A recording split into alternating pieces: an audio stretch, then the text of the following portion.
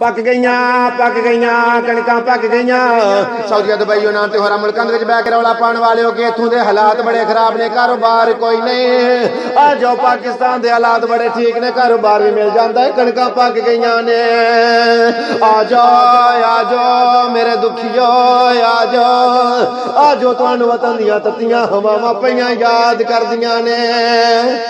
तुहाडा हादसा मैनूं दसदा कि आउणा आउणा तुसां कोई नहीं। ते गल ज़हन दे विच रखो, जे तुसीं ना आए ते असां भी लोवां च सड़ना मरना कोई नहीं।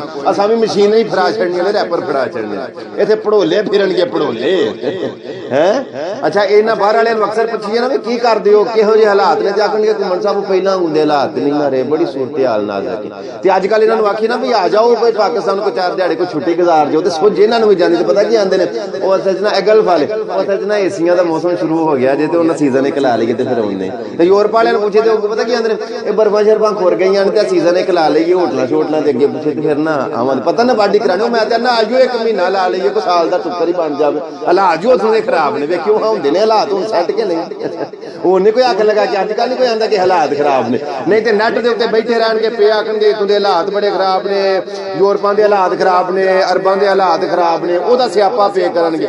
ओह इन्हां दा याद आ गया मैनूं, इस तरह पंजाबी दी मिसाल है कि सौहरियां जोगी ना मापियां जोगी, वेली रन स्यापियां जोगी।